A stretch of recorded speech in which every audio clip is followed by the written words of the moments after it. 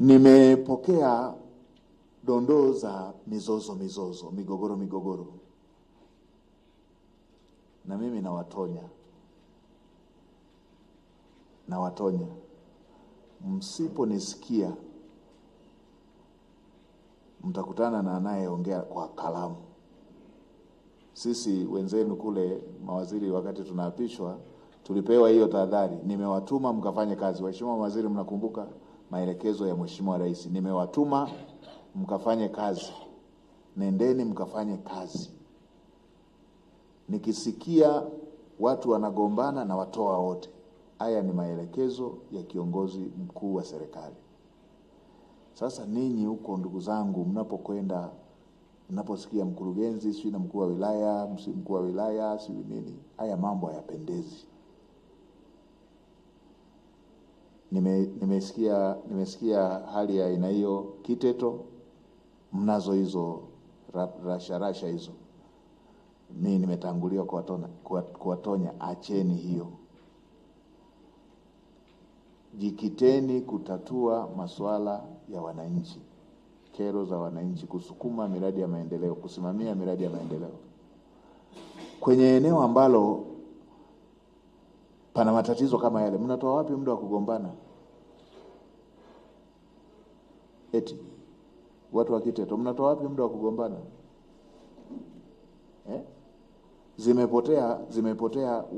Zimechotwa fedha kwenye miradi ya maendeleo. Na hiyo nimesema tutachukua hatua.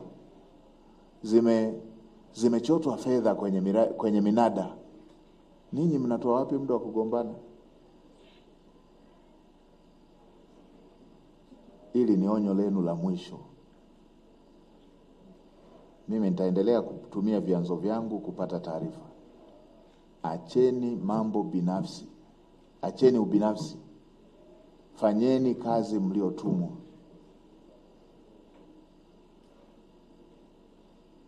Kila mtu ana nafasi yake. Mnagombania kitu gani? Mkurugenzi, unataka kuwa mkuu wa wilaya? Unataka kuwa mkuu wa wilaya? Mkuu wa wilaya yako atoshi? Mnagombania nini? Aibu hiyo. Wewe unataka kuwa mkuu wa wilaya? Mnagombania nini? Mnatoa wapi muda wa kugombana na fedha ya umma imepotea pale? Mkuu wa wilaya, unataka kuwa mkurugenzi? Mnakaje nasikia minongono huku na huku? Mwenyekiti wa halmashauri,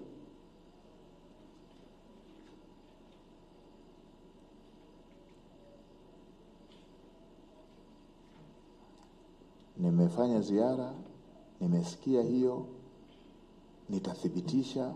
Nimeshatuma watu wangu nipate uthibitisho, lakini nimewatonya. Acheni.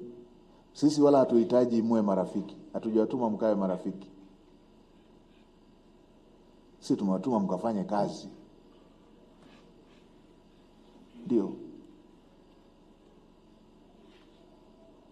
Haya, kaeni. Tumechukulia kwamba umri wenu ni mdogo, tuwape kwanza fursa ya kuwaonya kwamba msifanye mambo ya aina hii. Babati mjini, shida yenu nini na nyie ni nini?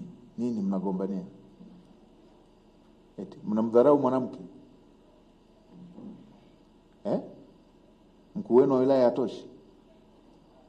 Mnataka kuwa mkuu wa wilaya? Shida iko wapi? Tunataka miradi iende. Ninyi mnakaa kila siku tunapata vidondodondo vya hivi. Mnajitambua kweli dhamana mliopewa kweli?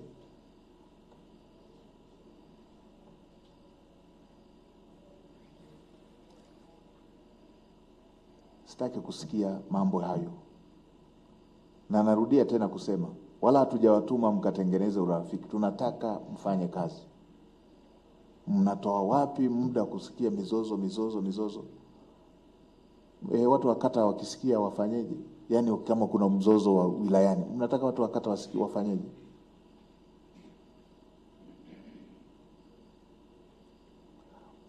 kwa kero zile wananchi walizo nazo. Mnatoa wapi muda wenyewe wa kugombana?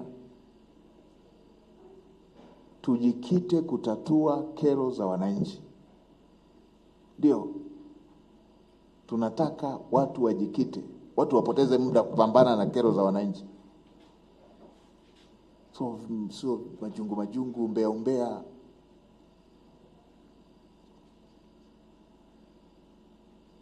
Haya, tukae.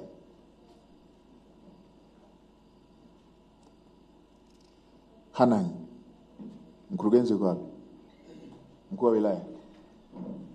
Mwenyekiti wa halmashauri yuko wapi?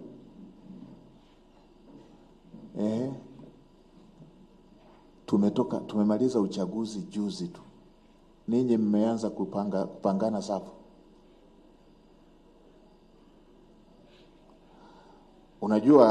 Unajua ningekuwa naongelea Dodoma sijafanya ziara, mngesema nasingizia wananchi hawana kero. Nyie hamjaona wananchi wakiwa na mambo yao? Ninyi hamjaona? Hamjaona? Mnapata wapi akili ya kuwaza uchaguzi mara hii? Tumetoka juzi kwenye uchaguzi. Nyie mnaanza kupangana na uchaguzi badala ya kushughulika na kero za wananchi. Napangana safu. Mtapitia chama gani?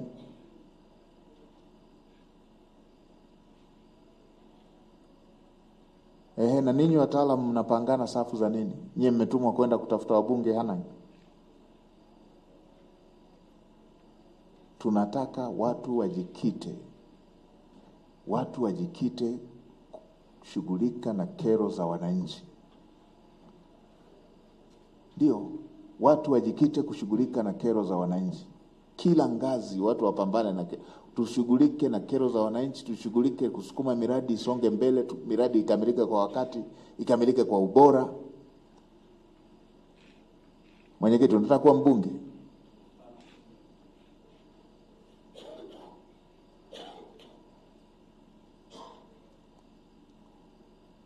Haya, tukae.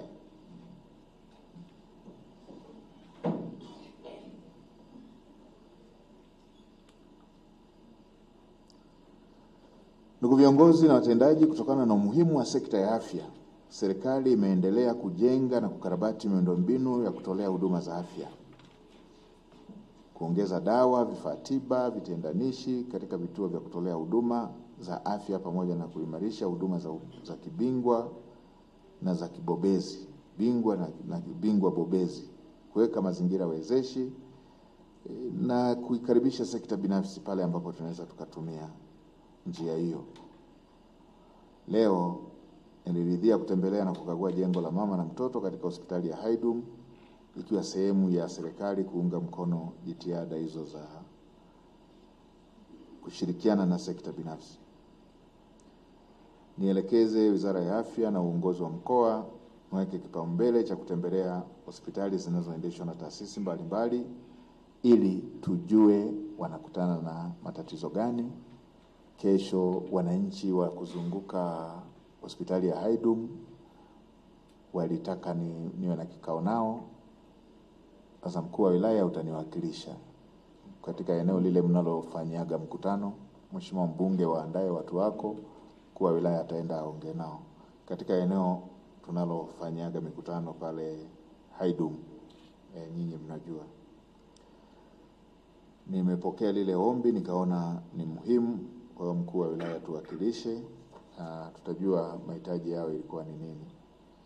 Kwa upande wa sekta ya maji, tumepokea hoja kama ambavyo tumetoka kuzijibu, maelekezo mahususi, na Mheshimiwa Naibu Spika upo, nilisema na pale tuendeni tuwaunge mkono wenzetu wa Wizara ya Maji. Maji hayana mbadala. Tuwe na budget, tutumie mitambo ile kwa kadri iwezekanavyo.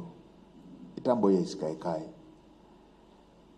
Sisemei nyie watu wa Manyara, lakini upo utaratibu wa watu kupenda kutekeleza miradi ya zabuni.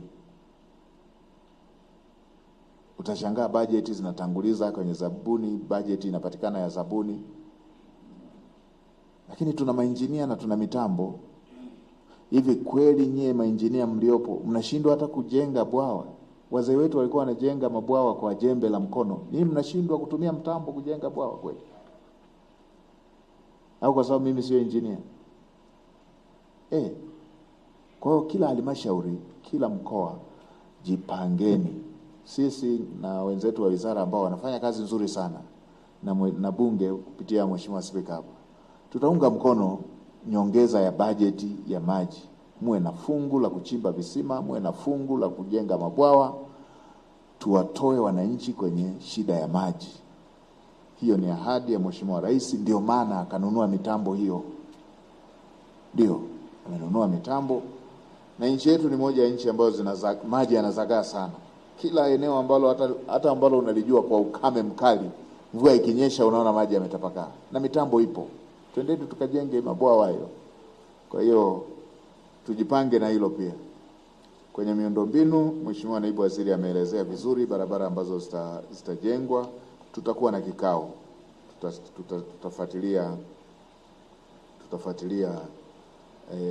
maeneo ambayo yanahitaji fedha. Tulishakubaliana na wenzetu wa fedha, tukirudi Dodoma tarehe 11 tutakuwa na kikao kingine ili tupate fedha za kukwamua miradi iliyosimama, lakini pia na kufanya miradi ambayo malipo yao hayajatoka, malipo hayo yatoke ili kazi ziweze kuanza.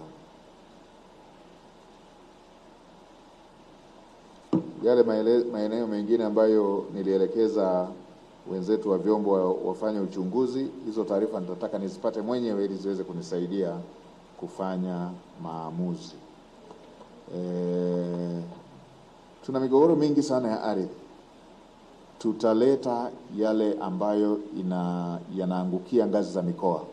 Yaani Mheshimiwa Waziri, tutaandika yale yote ambayo yanakuja wizarani.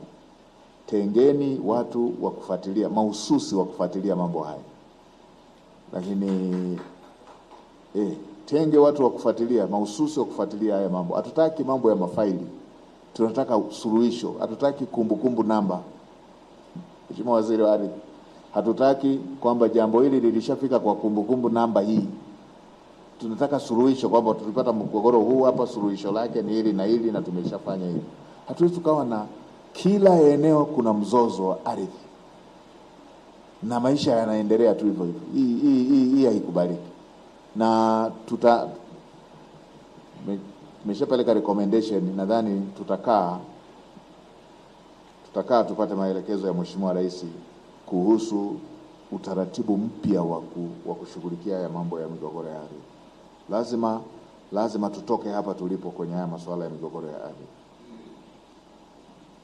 Kwa wataalamu wale walioenda Simanjiro, wale walioenda kwenye mashamba yale, Mheshimiwa Mkuu wa Wilaya lifuatilie lile eneo utakalokwama, tushirikishane.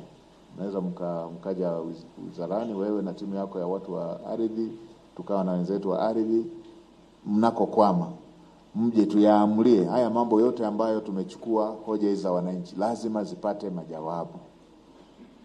Zisipopata majawabu serikalini, watapata wapi? Kwa hiyo haya lazima tuyafanyie kazi.